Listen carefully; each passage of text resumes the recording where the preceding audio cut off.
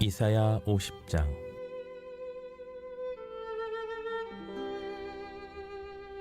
나 여호와가 이같이 말하노라. 내가 너희의 어미를 내보낸 이혼 증서가 어디 있느냐? 내가 어느 체주에게 너희를 팔았느냐? 보라, 너희는 너희의 죄악으로 말미암아 팔렸고 너희의 어미는 너희의 배역함으로 말미암아 내보냄을 받았느니라. 내가 왔어도 사람이 없었으며 내가 불러도 대답하는 자가 없었음은 어찌 됨이냐? 내 손이 어찌 짧아 구속하지 못하겠느냐? 내게 어찌 건질 능력이 없겠느냐? 보라, 내가 꾸짖어 바다를 마르게 하며 강들을 사막이 되게 하며 물이 없어졌으므로 그 물고기들이 악취를 내며 갈아여 죽으리라. 내가 흑암으로 하늘을 입히며 굵은 배로 덮느니라. 주 여호와께서 학자들의 혀를 내게 주사 나로 공고한 자를 말로 어떻게 도와줄 줄을 알게 하시고 아침마다 깨우치시되 나의 귀를 깨우치사 학자들같이 알아듣게 하시도다. 주 여호와께서 나의 귀를 여셨으므로 내가 거역하지도 아니하며 뒤로 물러가지도 아니하며 나를 때리는 자들에게 내 등을 맡기며 나의 수염을 뽑는 자들에게 나의 뺨을 맡기며 모욕과 침뱉음을 당하여도 내 얼굴을 가리지 아니하였느니라. 주 여호와께서 나를 도우심으로 내가 부끄러워하지 아니하고 내 얼굴을 부싯돌같이 굳게 하였으므로 내가 수치를 당하지 아니할 줄 아노라. 나를 의롭다 하시는 이가 가까이 계시니 나와 다툴 자가 누구냐? 나와 함께 설지어다. 나의 대적이 누구냐? 내게 가까이 나아올지어다.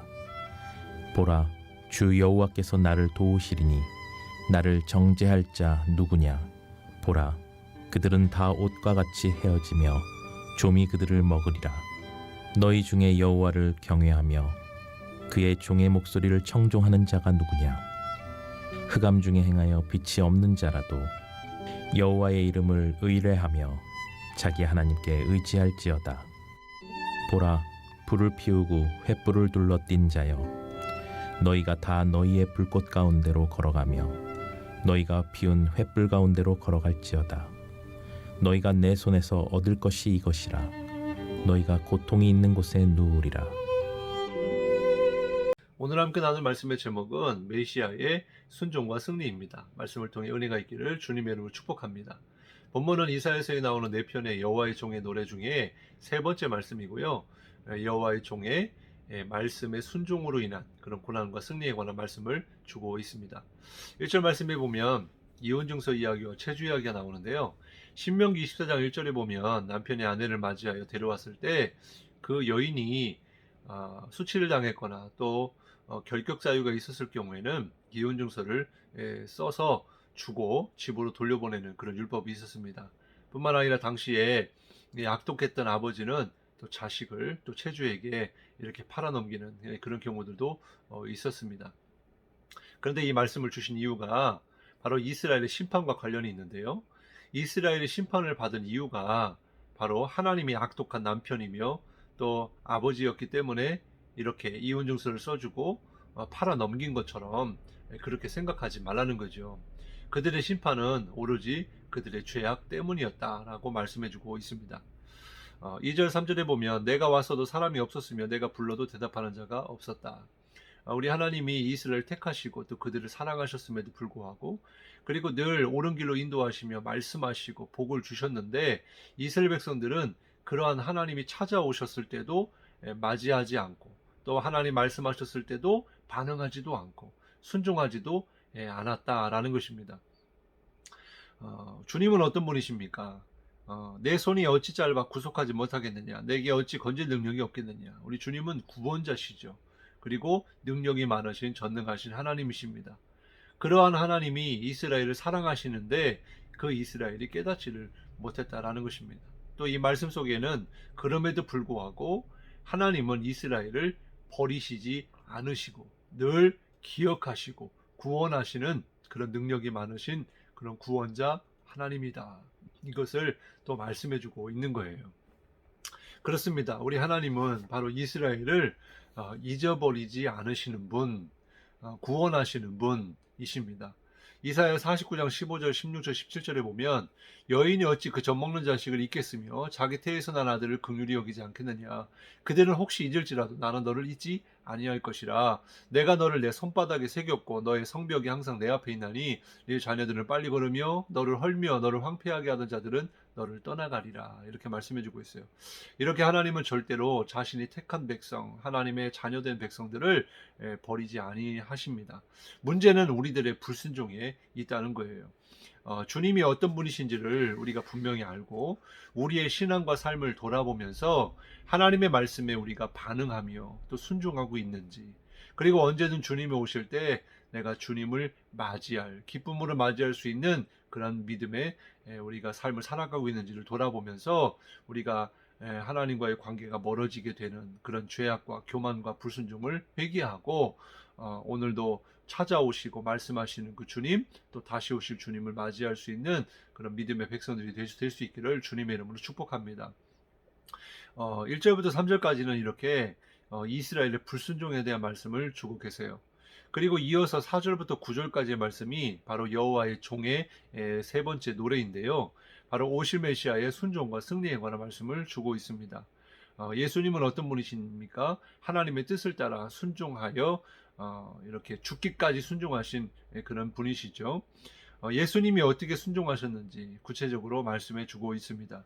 첫 번째로 4절과 5절 말씀에 보면 주 여호와께서 학자들의 혀를 내게 주사 나를 곤고한 자를 말로 어떻게 도와줄 줄 알게 하시고 아침마다 깨우치시되 나의 귀를 깨우치사 학자들 같이 알아듣게 하시도다. 주 여호와께서 나의 귀를 여셨으므로 내가 거역하지도 아니하며 뒤로 물러가지도 아니하며. 즉 예수님은요 말씀을 가르쳐 주시고 깨닫게 하시고 선포케 하시는 그런 하나님의 말씀에 순종하는 주님이셨다, 이렇게 말씀해 주고 있어요. 바로 예수님의 3대 사역인 가르치시고 또 치유하시고 이 복음 전파가 바로 본문의 말씀대로 아침마다 말씀을 들으시고 배우시고 깨달아서 순종하셨다는 것입니다.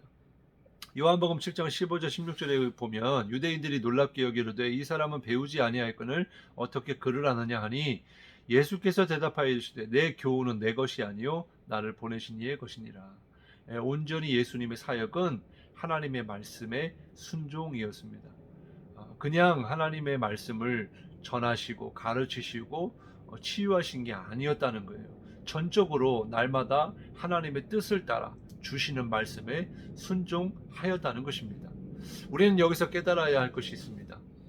바로 날마다 주시는 하나님의 말씀을 듣고 또 배우고 깨달아야 한다는 거예요.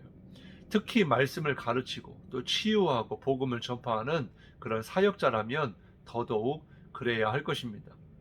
또한 사역자가 아니더라도 하나님의 자녀라고 한다면 늘 찾아오시고 말씀하시는 그 하나님의 말씀, 또한 주의 종들을 통하여 또 사역자들을 통하여 주시는 말씀, 그것을 아침마다 또 날마다 또 때마다 듣고 배우고 깨달아서 우리가 순종하는 그런 믿음의 삶이 되어야 한다는 것입니다. 그런데 우리가 이렇게 하나님의 말씀을 듣고 순종할 때 임하게 되는 고난이 있습니다. 6절 말씀에 보면 나를 때리는 자들에게 내 등을 맡기며 나의 수염을 뽑는 자들에게 나의 뺨을 맡기며 모욕과 침뱉음을 당하여도 내 얼굴을 가리지 아니하였느니라, 이렇게 말씀해 주고 있어요. 마태복음 5장 10절부터 12절에 보면 의를 위하여 박해를 받은 자는 복이 있나니 천국이 그들의 것이다, 이렇게 말씀해 주고 있는데 바로 이 본문의 말씀이나 예수님의 산상수훈 팔복의 8번째 말씀은 바로 주님을 위하여 하나님의 말씀에 순종하면 고난이 있게 되는데 이 고난을 마땅히 여기라라는 것입니다. 더 나아가서 기뻐하며 즐거워하라고 말씀하세요. 그리하면 복이 있다, 천국의 복이 있다라고 말씀해 주고 있어요. 사람의 생각으로는 이 말씀을 우리는 도저히 이해할 수가 없습니다. 진리를 위하여 주님을 위하여 살면 당연히 복을 받고 늘 행복하고 좋은 일만 가득해야 될 텐데 주님의 말씀을 따라 순종하면 고난이 온다는 거예요. 그런데 우리가 오해하지 말 것은 그럼에도 불구하고 주님이 고난을 당하셨는데 바로 주님의 고난은 우리를 구원하기 위한 고난이셨다. 바로 하나님의 사명을 감당하기 위한, 그래서 당하게 된 고난이었다라는 것을 우리는 기억해야 할 줄로 믿습니다.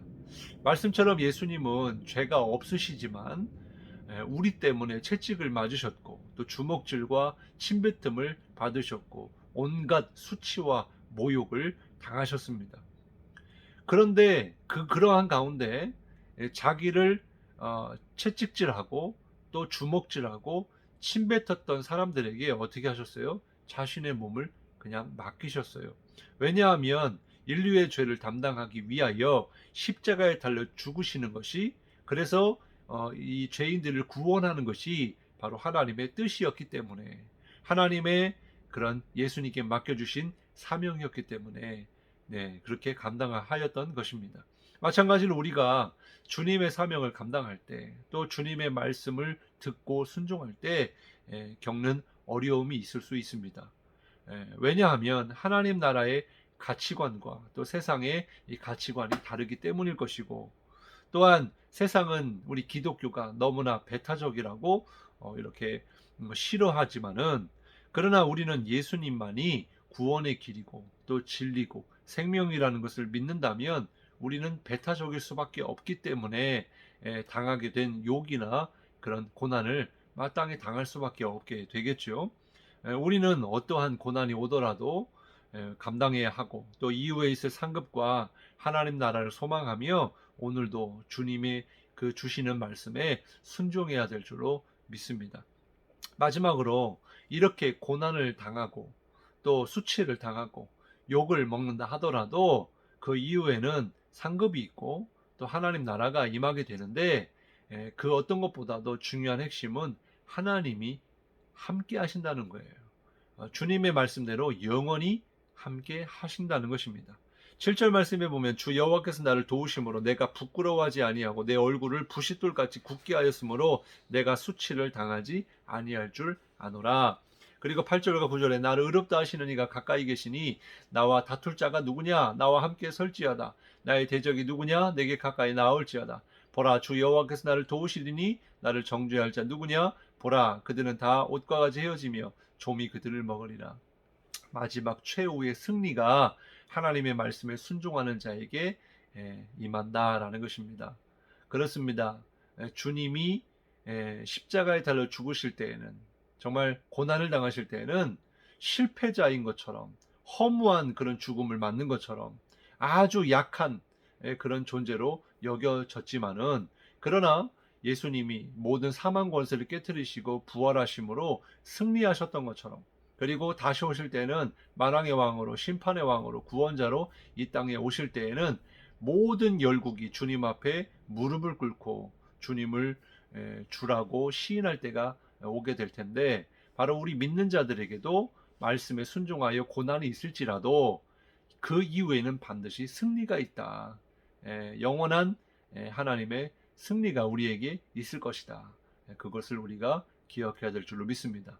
오늘도 하나님의 말씀을 들을 때에 우리가 기도해야 될 것은 하나님의 말씀을 들을 귀를 열어주시고 또 깨닫게 하시고 또 순종케 하여 주셔서 우리가 하나님의 뜻을 이루며, 혹시나 이 하나님의 말씀에 순종함에 인하여 고난을 받을지라도 기쁨으로 정말 주님의 그 십자가를 생각하면서 또 우리에게 임할 영광의 그런 승리를 바라보면서 오늘도 말씀에 순종케 하여 주옵소서. 이렇게 기도하며 오늘 하루도 주님과 함께 동행하고 승리하는 믿음의 삶이 될 수 있기를 주님의 이름으로 축복합니다. 기도하겠습니다. 하나님 감사합니다. 오늘 말씀을 통하여 하나님의 택한 이스라엘 백성들은 하나님의 말씀에 듣지도 순종하지도 아니했지만, 그러나 오실 메시아 여호와의 종 예수님은 이 땅에 오셔서 하나님의 말씀에 순종하심으로 고난을 받으셨지만 마지막에는 최후 승리가 있음을 깨달았습니다. 하나님, 오늘 말씀을 통하여 우리의 삶을 살아가게 될 때에 우리의 모습이 이스라엘과 같이 하나님의 말씀에 불순종하는 그런 삶을 살아가고 있는지, 또한 주님처럼 여호와의 종의 그런 순종처럼 우리가 말씀에 순종하고 있는지 우리가 돌아보면서 정말 하나님의 말씀에 순종함으로 어떤 고난이 오더라도 정말 순종하며 주님께 나아갈 수 있도록 승리하는 그런 모든 믿음의 백성들이 되게 도와 주옵소서. 감사드리며 예수님의 이름으로 간절히 기도드리옵나이다. 아멘.